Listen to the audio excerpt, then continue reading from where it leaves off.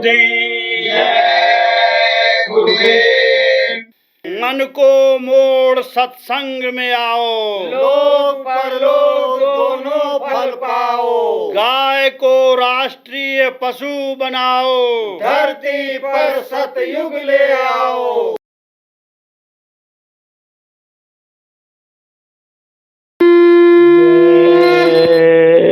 गुरुदेव। बरोसो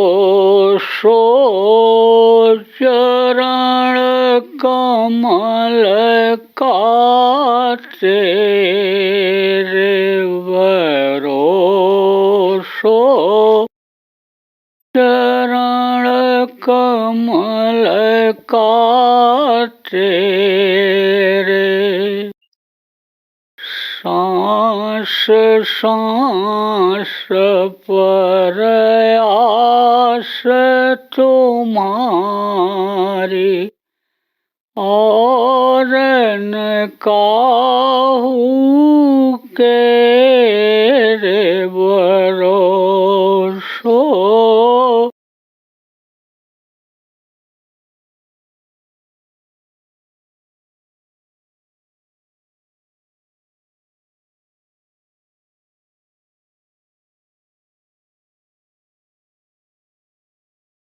कहा बंदो संत समान चित, हित अनहित नहीं कोय, अंजुलगत शुभ सुमन जिम सम सुबंध कर दो। कहा कि संत जो आते हैं इस धरती पर सबके लिए आते हैं, हर जीव के लिए आते हैं। उनके लिए कोई जात पात नहीं होता, उनके लिए कोई गरीब अमीर नहीं होता, उनके लिए कोई पढ़ा लिखा अनपढ़ नहीं होता है। उनके लिए सब समान होते हैं। उनका जो चित्त होता है सबके लिए समान होता है, सबकी भलाई करते हैं। कोई गाली दे, कोई निंदा करे, कोई मान करे, कोई थप्पड़ मार दे, लेकिन बर्दाश्त कर लेते हैं। उसी तरह से जैसे पेड़ होता है, पेड़ पर फल लगा रहता है तो पहचान करके नहीं देता है। पेड़ जो होता है फल सबको देता है, चाहे दोस्त हो चाहे सज्जन। सज्जन गए तो तोड़ लिए, और दुष्ट गए तो पत्थर मारे, और तब वो गिरा, टहनी भी टूटी उसकी, पत्ते भी नीचे गिरे, तो तकलीफ तो होगी ही होगी। देखो नाखून काटते हो, थोड़ा सा नाखून अगर अंदर की तरफ कट जाए तो दर्द कितना होता है। ऐसे ही समझ लो कि ये टहनियाँ और पत्ते तो उसके नाखून हैं, लेकिन दर्द उसमें भी होता है जब वो टूट करके गिरता है। ऐसे पत्ता अगर गिर जाए तो उसको दर्द नहीं होता है, लेकिन जब टूट के गिरेगा तो दर्द तो होगा ही। तो इतटे वे पाहन हनता उतटे वे फल देत। इससे इधर से पत्थर मारते हैं लेकिन वो उधर से फल देते हैं। तो कहा गया संत जो होते हैं इसी तरह से होते हैं। जैसे नदी सबको पानी पिलाती है, नदी में लोग टट्टी पेशाब भी फेंक देते हैं, मुर्दा भी फेंक देते हैं, लेकिन नदी किसी से भेदभाव नहीं रखती है, सबको पानी देती है। ऐसे ही समझो कि राजा हुआ करते थे पहले के समय में। आप ये समझो प्रेमियों, राजा घूम घूम करके प्रजा का समझो कि देख रेख रखते थे। तो किसी किसी को खराब भी लगे कि हमारे राजा को, हमारे बादशाह को ये तुकार के बोल रहा है, आदर के साथ सम्मान के साथ नाम लेना चाहिए। अब उसको क्या पता कि वो बादशाह थे, किसान को जो था जंगल का उसको क्या पता कि वो बादशाह थे। वो तो समझा कोई अच्छे आदमी थे, हमारे दरवाजे पर आ गए थे। हमारा ये धर्म बनता है कि कोई भूखा आ जाए उसको खिला दो, प्यासा आ जाए उसको पानी पिला दो। तो हमने तो खिलाया था, लेकिन वो बुलाए थे तो हम चल रहे। अब आप ये समझो कि भटकता रहा, कोई पता नहीं चला।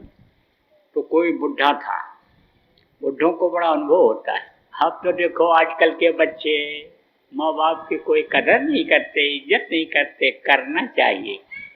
ये बहुएं पढ़ लिख करके आती हैं तो कहती हमारी सास अनपढ़ हैं, ये कुछ नहीं जानती हैं, इनसे हम क्या पूछें। लेकिन जो जानकारी बुद्धि सास को रहती है जीवन की, वो इनको बहुओं को नहीं रहती है। इसलिए बच्चियों, जो बहू हो आपके सास हैं तो उनकी सेवा करो, खुश रखो उनको। ये समझ लो कि एक माँ को छोड़ करके मैं आई और ये दूसरी माँ मुझे मिल गई, तो सेवा करोगे तो समझ लो गाढ़े वक्त पर कहते हैं, मुसीबत के वक्त वो काम आ जाती है। सबसे मुसीबत का समय क्या होता है? जब बच्चा पैदा होने को होता है तो बड़ा मुसीबत का समय होता है। उस समय पर परिवार के लोग भी भगवान से, यानी जिस धर्म के मानने वाले होते हैं, अल्लाह ताला से ये गुजारिश करते हैं, ये समझो प्रार्थना करते हैं कि ठीक से बच्चा हो जाए, जच्चा बच्चा दोनों बच जाएं। तो वो होता है उसका प्रसव की पीड़ा, कहते हैं बर्दाश्त जल्दी नहीं होती है, वो बड़ा गाढ़ा समय होता है, वो समय परेशानी का होता है। तो समझो कि वो उस समय पर जल्दी से बच्चा अपनी जानकारी के अनुसार पैदा करा देती है। कोई मान लो बहू है और डॉक्टरी पढ़ करके आ गई और उसका बच्चा पैदा होने का समय आया तो अपना नहीं भी पैदा करा सकती है, दूसरे के बच्चे को तो माँ के पेट से ऑपरेशन करके काट करके निकाल देती है, लेकिन अपना बच्चा नहीं निकाल पाती। लेकिन वो बूढ़ी सास हाथ फेर करके दबा डुबू करके और तरीके से बच्चे को बाहर निकाल देती है। सेवा करना चाहिए, सेवा करना चाहिए। आप समझो प्रेमियों कि माता पिता बुजुर्गों को बड़ा अनुभव होता है। तो बुजुर्ग मिल गया एक, उसने कहा भाई क्यों खोज रहे हो उनको, क्या काम है तुम्हारा? तो उसने पूरी बात बता दिया, कैसे ऐसे था, समझ गया वो। सोचा कभी शायद गए हूँ, तो कहा वो चले जाओ, किला दिखाई पड़ रहा। किले के पास वहाँ गया, सिपाही खड़ा था, सिपाही ने भी डांट के भगा दिया जब कहा अकबरा से मिलना है। फिर वहीं रोने लग गया बैठ करके। एक बुजुर्ग सिपाही बैठा था, बुढ़ा, गया पूछा भाई क्यों रो रहे हो, क्या बात है, बताया। तो वो जो वहाँ ऊपर महल में जाता था, नौकर से कहा जाओ हजूर को बता दो, क्या मालूम कभी गए हों और इसको बुलाए हों।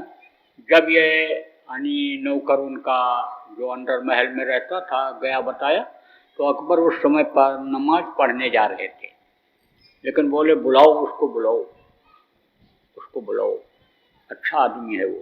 बुलाया, बैठा दिया और देखा रे मोती जवाहरात सब अंदर लगे हुए हैं और चमक दमक देखा, हाथी बने हुए हैं और घोड़ों की अस्तबल देखा। और ये कहा भाई ये तो बहुत बड़ा आदमी है, ये है कौन है, तो होगा कौन होगा, ये तो बहुत बड़ा आदमी है। गया और बैठ नहीं रहा था, उस पर नीचे बैठने लग गया। आप ये समझो वो कालीन जो नीचे बिछी हुई थी, गलीचा जिसको कहते हो, कभी उस पर ही नहीं बैठा था, वो तो नीचे बैठने लगा। लेकिन उन्होंने मेहमान समझ करके, यानी समझो कहते हैं ना कि अतिथि देवो भव, मेहमान को देवता की तरह से माना जाता, बैठाया और कहा देखो हमारा नमाज का वक्त हो रहा है। पहले के समय में देखो लोग अपना पूजा का, नमाज का समय बना करके रखते थे। आज तो कहते हैं कि हमको समय नहीं मिलता, समय नहीं मिलता है। क्यों नहीं समय मिलता है? इसलिए समय नहीं मिलता है कि पूरा नहीं पड़ता है, कमाते हैं लेकिन पूरा नहीं पड़ता है। पूरा क्यों नहीं पड़ता है? इसलिए नहीं पड़ता है कि मेहनत और ईमानदारी की कमाई नहीं करते हैं। तो जब मार करके लाते, छीन करके लाते हैं, रिश्वत लेकर लाते हैं, दिल दुखा करके लाते हैं, तो वो उसी तरह से चला जाता है। बरकत उनकी छिन जाती है। बरकत अगर मिल जाए तो थोड़े में देखो आदमी का गुजर बसर हो जाता है, बरकत छिन जाती है तो बहुत आता है, लेकिन बचत नहीं होती। बहुत से इसमें ऐसे बैठे हैं, कमाई अच्छी करते हैं लेकिन कहते हैं बचता नहीं है, बरकत नहीं मिल रही है। तो बरकत नहीं होती है जिनकी, वो परेशान रहते हैं। इसलिए यानी समझो भगवान को भी भूल जाते हैं। पूजा उपासना याद करना उनका तो दूर रहा। सत्संगी नामदान तो लेकर आते हैं, पूछो कि हाँ भजन ध्यान सुमरन करोगे, करेंगे, 1 घंटा रोज सुबह शाम समय निकालेंगे, लेकिन नहीं निकालते हैं। क्यों नहीं निकालते हैं? इसी वजह से नहीं निकालते हैं कि यानी समझो बरकत नहीं मिलती है, बचत नहीं होता है, मेहनत ज़्यादा करनी पड़ती है। अब मेहनत ज़्यादा करते हैं और बचत भी नहीं होती है, लेकिन वचन को याद नहीं रखते हैं कि मेहनत करो लेकिन ईमानदारी के साथ करो, ईमानदारी भी साथ रखो। एक काम तो किया लेकिन दूसरा छोड़ दिया, इसलिए बरकत नहीं मिलती। तो आप ये समझो प्रेमियों कि पूजा नमाज का जब वक्त हो जाता था तब आदमी सब काम छोड़ करके और उसको करता था, उस मालिक को याद करता था, भरोसा रखता था कि यह नुकसान नहीं होने देंगे। जैसे आप लोगों से प्रेमियों नामदानियों से कहा जाता है कोई नुकसान नहीं होगा, आप विश्वास तो करो। विश्वास के साथ सुमिरन ध्यान भजन आप रोज करो, सुबह शाम बैठो, नाम धुनी करो, जो चीज़ बताई जाती है तकलीफों को दूर करने की वो चीज़ करो। तो नमाज का बादशाह के वक्त हो रहा था, तो कहा उस किसान से, गांव के आदमी से कि भाई मेरा नमाज का वक्त हो रहा है तो हमको थोड़ा आप मौका दे दो, तो हम नमाज पढ़ लें, उसके बाद में फिर आपसे बात करेंगे। बोला हाँ ठीक है, बैठ गया।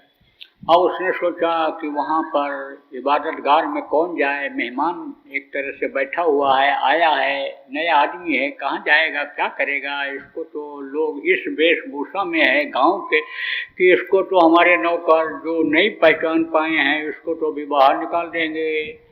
तो कहा कि चलो यहीं पर हम नमाज पढ़ लेते हैं। देखो पूजा उपासना का कोई समय यानी समझो कि आदमी जो निश्चित कर लेता है जहाँ भी हो जाए वहीं कर लेना चाहिए।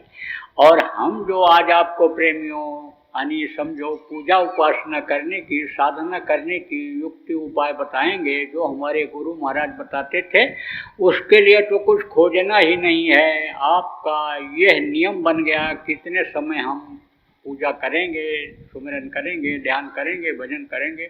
आप कहीं भी कर लो, लेटे लेटे कर लो, बैठे बैठे कर लो, ट्रेन में कर लो, बस में कर लो, खेत में कर लो, खलिहान में कर लो, आप दुकान पर आप उतना समय निकाल लो, कर लो, कहीं भी कर सकते हो बच्चियों, कहीं भी कर सकते हो। यानी समझो उस मालिक को याद करने में कोई नियम नहीं है, समझे आप। कहते हैं कि इश्क वालों ने कब वक्त देखा, तेरे सिजदे में पाबंदियां हैं, यहाँ तो दम दम पर होते हैं सिजदे, सिर उठाने की फुर्सत नहीं है। तो आप समझो कि वो जो बादशाह था वो वहीं पर अपना मुसल्ला बिछाया। मुसल्ला किसको कहते हैं? चटाई, जिसको बहुत से लोग अब भी जो साधना करते हैं, पूजा करते हैं, एक अलग अपना बना करके रखते हैं, वो उसी पे बिछा करके बैठते हैं। संत मत में तो कोई ऐसा नियम नहीं है, कोई भी चीज़ आप बिछा लो, बैठ जाओ, कहीं भी बैठ जाओ, चारपाई पर बैठ जाओ, तखत पर बैठ जाओ। ये पूजा जो आज आपको प्रेमियों बताई जाएगी, जो आप नामदानी हो आपको पहले बताई गई, चाहे हमने बताया चाहे गुरु महाराज ने बताया, उसमें कुछ नियम नहीं है। तो मुसल्ला बिछाया और अपना वो जैसा तरीका यानी समझो निकाल दिया हुजूर मोहम्मद साहब ने, कैसे दुआ मांगो और समझो कान पकड़ो, अपने गुनाहों की माफ़ी मांगो उससे कि आज हम कोई गुनाह अभी तक जो हम गुनाह किए हैं उसकी माफ़ी हमको दे दी जाए, अब आज से हम कोई भी गुनाह नहीं करेंगे। इस जिस्म के ऊपर यानी आप दया करो, घुटना टेक करके हम आपसे माफ़ी मांगते हैं।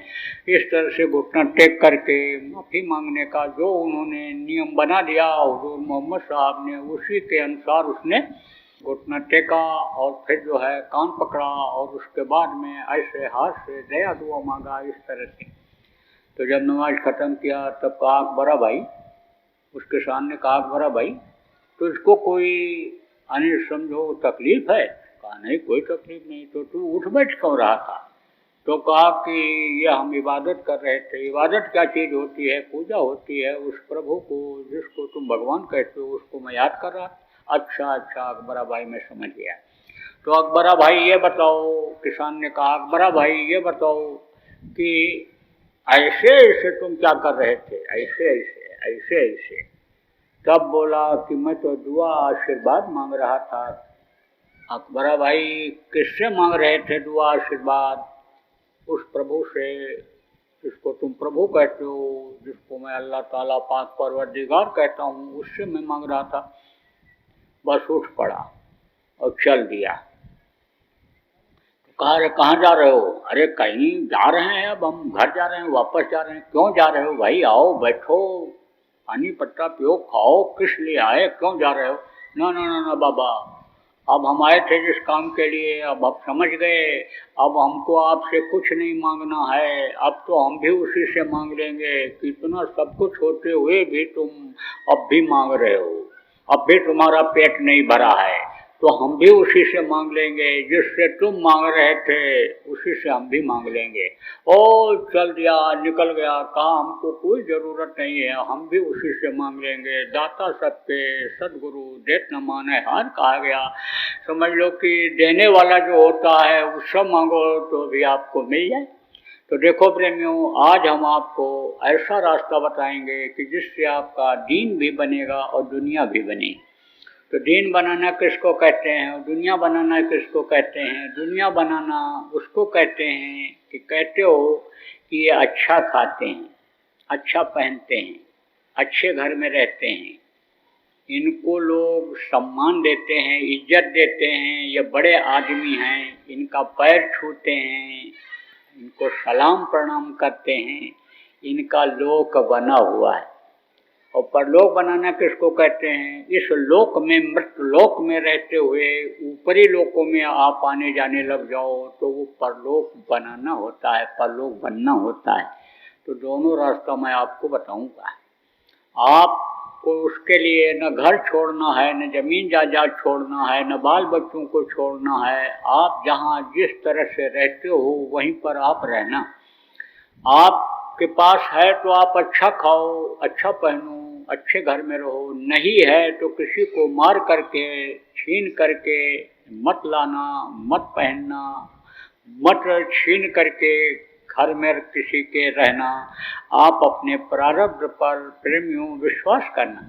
प्रारब्ध से बाहर की चीज़, जैसे मैंने बताया कि समझो नहीं मिलती है, प्रारब्ध की चीज़ मिलती है, लेकिन यह जो युक्ति मैं आपको उपाय बताऊंगा, इससे अगर आपको वास्तव में ज़रूरत रहेगी किसी चीज़ की तो प्रारब्ध में नहीं भी होगी तो वो भी मिलेगी, तो आपका दिन भी बनेगा और दुनिया भी बनेगा।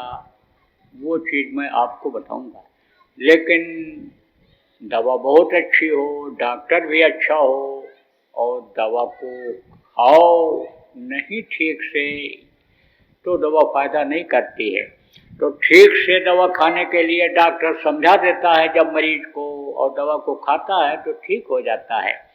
तो ठीक से जब करोगे, जैसा बताऊंगा, उसको जब ठीक से करोगे तो ये जो मर्ज है, तकलीफ़ है, जैसे मर्ज में तकलीफ़ में आदमी रोता है, ऐसे दुख में जो रोना धोना है ये आपका ख़त्म हो जाएगा।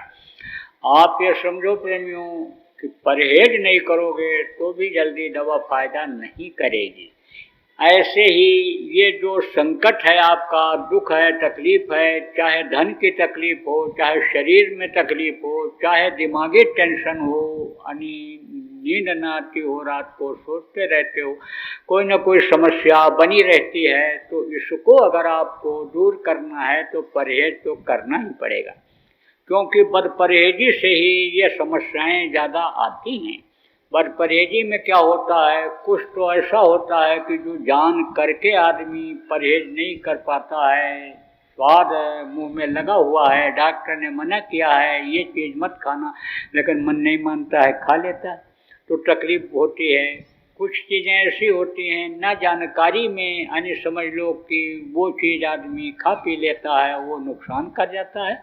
ऐसे ही कुछ तो लोग जबान के स्वाद में, इंद्रियों के भोग में, ये मांस मछली जानवरों का, ये अन्य पक्षियों का मांस खाते हैं, मछली खाते हैं, अंडा खाते हैं, उनको स्वाद लग गया है। कुछ लोग न जानकारी में खाते हैं, जैसे जिधर देखो प्रचलन ज़्यादा है, जहाँ पर लोग मांस ज़्यादा खाते हैं, वहाँ पर कोई इसके लिए ध्यान ही नहीं देता है। छोटे बच्चों से पूछो तुम मांस क्यों खाते हो, ये बड़ी गंदी चीज़ है, नहीं खाने की चीज़ है, तो कहते हैं कि मेरे पिताजी भी खाते हैं, दादाजी भी खाते हैं, सब तो खाते हैं। ऐसा ऐसा लोगों ने बताया। उड़ीसा और उधर जहाँ पूरब में, मैं तो सब जगह जाता हूँ, विदेशों में भी जाता हूँ, वहाँ भी मांसखोर ज़्यादा हैं, तो बताया कि इस गांव में तो सब खाते हैं। शिवालय बना हुआ था, मंदिर बना हुआ था, मैंने पूछा यहाँ के पुजारी, बोले पुजारी भी खाते हैं, पंडित भी खाते हैं, मुल्ला भी खाते हैं, सब खाते हैं यहाँ पर। तो अब वहाँ पर लोग न जानकारी में भी खाते हैं, लेकिन अगर प्रचार कर दिया जाए, बता दिया जाए, समझा दिया जाए तो बंद कर देते हैं। समझ में नहीं कोई चीज़ आती है तो आदमी करता रहता है, समझ में आ जाता है कि भाई इसको छोड़ने से, इसको त्यागने से हमारा फायदा है, तो उसको छोड़ देता है। तो प्रेमियों, इन चीज़ों को आपको नहीं खाना है। मांस मत खाना, मछली मत खाना, अंडा मत खाना, और आप ये समझो किसी भी पक्षी का मांस मत खाना। जीव हत्या जिसमें हो वो काम नहीं करना है। न तो मार के खाओ, न खरीद के खाओ। कुछ लोगों की सोच ऐसी होती है कि हम तो पैसा कमाते हैं और पैसा दे करके लाते हैं, खाते हैं, लेकिन अगर खाना मांस लोग बंद कर दें तो कोई बकरा काटेगा? कोई नहीं काटेगा। फिर तो भूखों मरने लग जाएगा तो दूसरा धंधा करेगा, फिर तो गाय भैंस पाल लेगा, बकरी पाल लेगा, उसका दूध बेचेगा, खाएगा। जिसमें भी हत्या होती हो उसको खाने पीने से पाप लगता है। जैसे देखो कानून बना हुआ है यहाँ का कि जो आदमी को मारता है उसको भी सजा होती है, जो योजना बनाता है कि इस तरह से मारो उसको भी सजा होती है, जो असलाह देता है मारने का, मदद करता है, सजा उसको भी होती है। ऐसे ही बच्चे और बच्चियों समझो, जो जानवरों को मारता है, काटता है, मांस को लाता है और जो पकाता है, खाता है, खिलाता है, सबको बराबर पाप लगता है। और पाप की बहुत बड़ी सजा मिलती है नरकों में। काटे जाते हैं, सड़ाए जाते हैं, गलाए जाते हैं, तड़पते रहते हैं, कोई सुनवाई होने वाली नहीं। चिल्लाते हैं तो 100 कोस तक आवाज़ चिल्लाने की जाती है, लेकिन नरक की तरफ कोई बचाने के लिए जाना पसंद नहीं करता है। अभी कोई पानी में गिर जाए तो आने जाने वाला, रास्ता निकलने वाला भी उसका हाथ पकड़ करके उसको बाहर निकाल देता है। लेकिन ये जो सेप्टिक टैंक जिसको कहते हो, लेट्रिन का जो गड्ढा होता है, उसमें अगर गिर जाए तो उसको आदमी जल्दी निकालना पसंद नहीं करेगा, चिल्लाएगा, लेकिन बदबू इतनी आएगी कि उधर जाना नहीं पसंद करेगा आदमी। तो ऐसे ही समझ लो कि नरकों की तरफ जल्दी कोई जाना पसंद नहीं करता है। कितना गुहार लगाते रहो, चिल्लाते रहो। इसलिए देखो प्रेमियों, आपको बात बता देता हूँ कि चूक न हो जाए आपसे कहीं। अभी तक जो जान में खाए, अनजान में खाए, अब मांस मत खाना। समझा दो अपने परिवार में अगर कोई खाता हो, रिश्तेदारी में खाता हो, पड़ोस में खाता हो, उसको आप समझा दो। देखो दुख सुख में वो भागीदार होते हैं। कौन होते हैं? जो रिश्तेदार होते हैं, हित मित्र होते हैं, पड़ोसी होते हैं। किसी के यहाँ देखो कोई अगर आफत आ जाए पड़ोसी के यहाँ तो आप दौड़ते हो। आपके यहाँ कोई दिक्कत परेशानी हो जाए तो पड़ोसी आते हैं, मदद करते हैं, नई सवारी मिलती है। तो अगर आप कमज़ोर हो तो आपकी मदद के लिए आपके बच्चे को अपने कंधे पर लाद करके बीमारी हालत में ले जाते हैं, डॉक्टर के पास इलाज कराते हैं। तो जब मदद करते हैं, आप मदद करते हो, तो इसमें भी मदद करो, क्योंकि कल अगर किसी को तकलीफ हो गई, कुदरत के नियम का यानी खंडन किया, उल्लंघन किया, कुदरत के बनाए हुए जीव को किसी ने मारा, काटा, खाया और उसकी सजा कुदरत ने दिया, भगवान ने दिया और बीमार हुआ, तकलीफ हुई, तो आपको भी रात को जगना पड़ेगा, ले जाना पड़ेगा, उसको इलाज कराना पड़ेगा। तो ऐसा काम क्यों करो?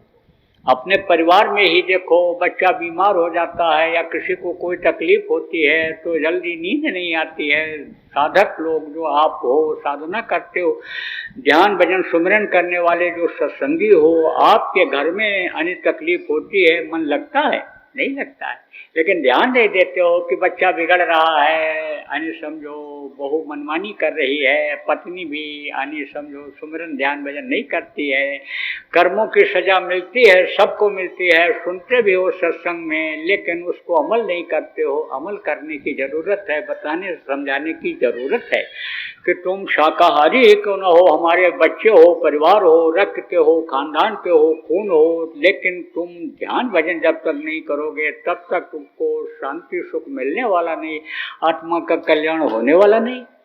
तो देखो बच्चों और बच्चों, आप मांस मत खाना। मांस मनुष्य का भोजन नहीं। देखो कुदरत ने ये सारी चीज़ें बनाई हैं, किसके लिए बनाई हैं? आपके लिए बनाई हैं। हवा, पानी, आकाश और ये धरती, ये जितनी भी चीज़ें हैं, आग, ये सब किसने बनाया है? जिसको भगवान कहते हो उसने बनाया है। किसके लिए बनाया है? आदमी के लिए बनाया है। इनमें से एक चीज़ अभी बंद हो जाए, हवा ही बंद हो जाए तो सांस लेना मुश्किल हो जाएगा, जान चली जाएगी।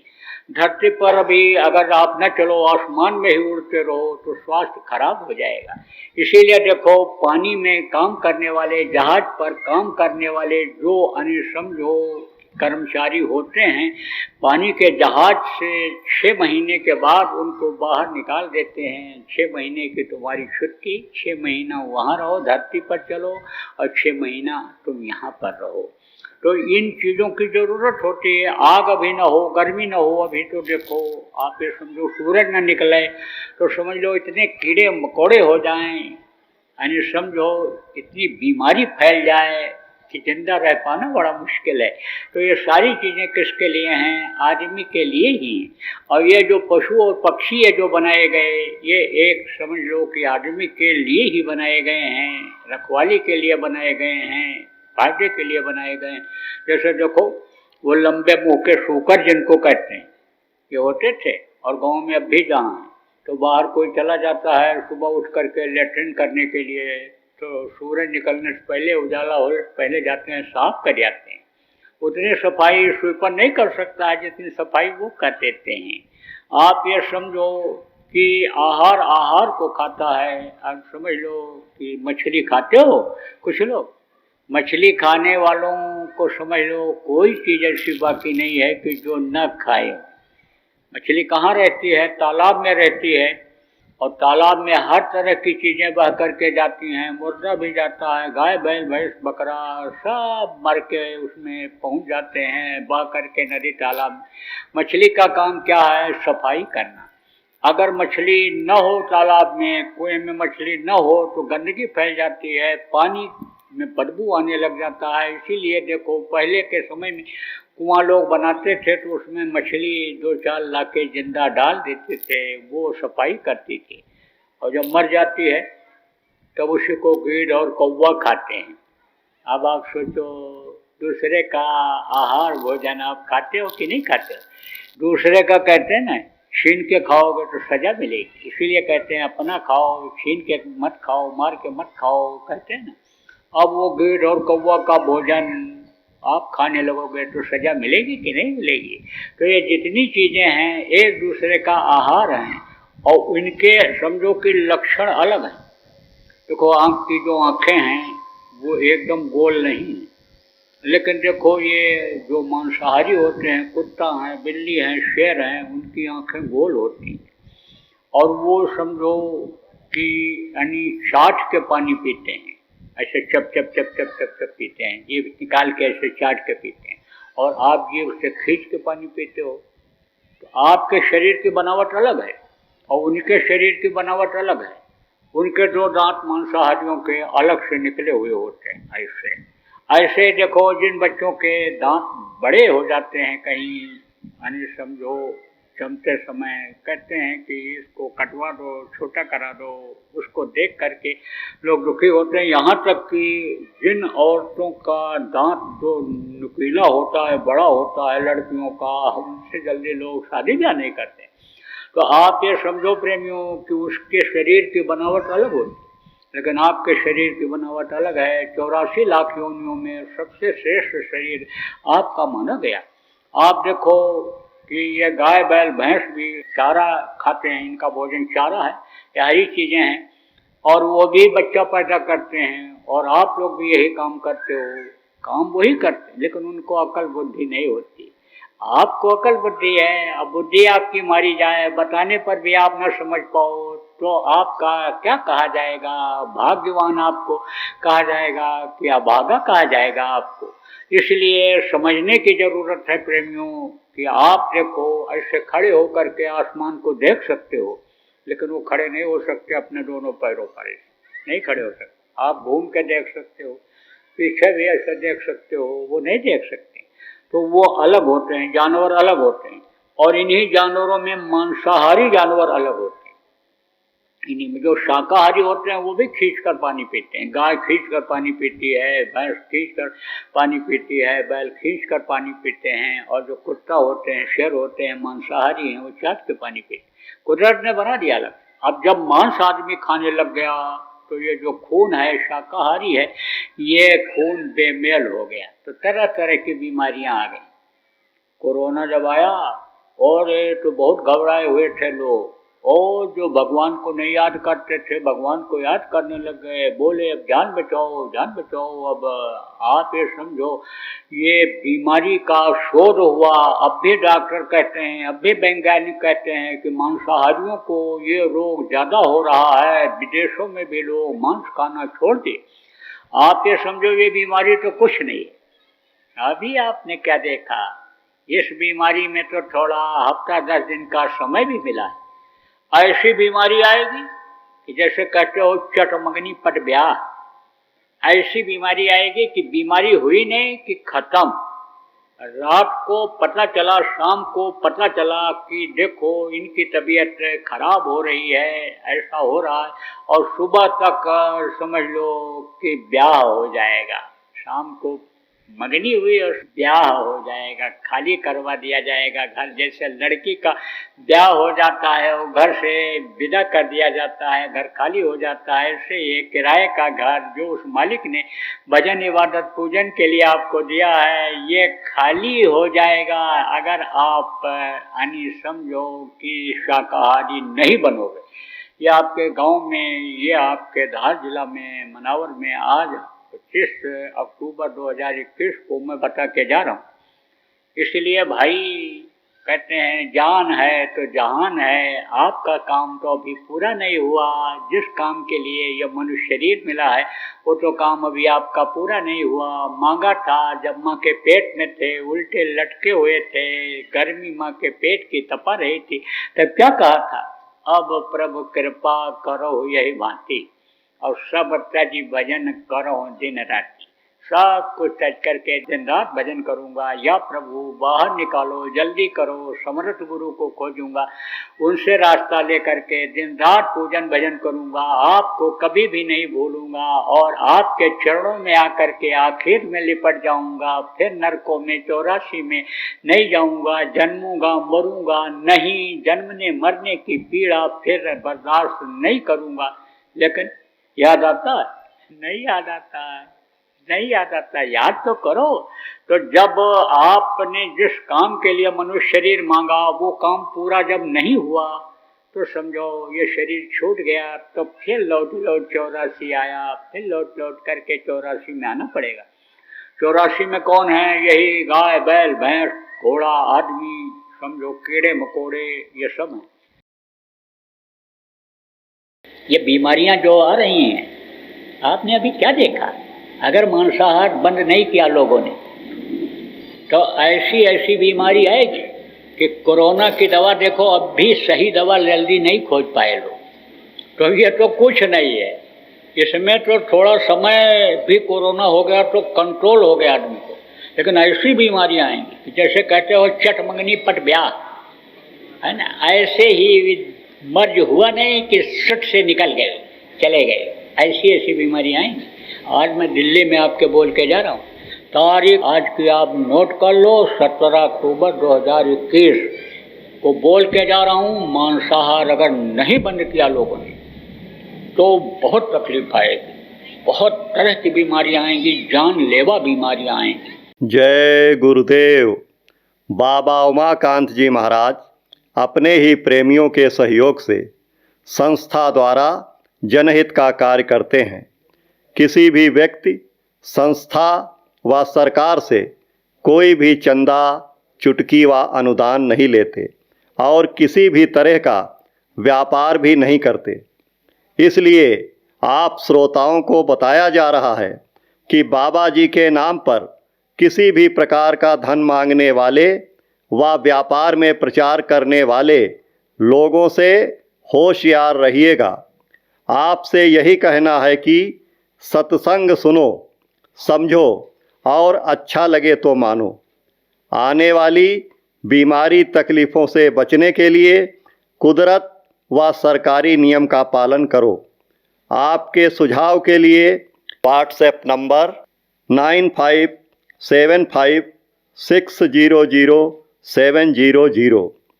जय गुरुदेव, जय गुरुदेव।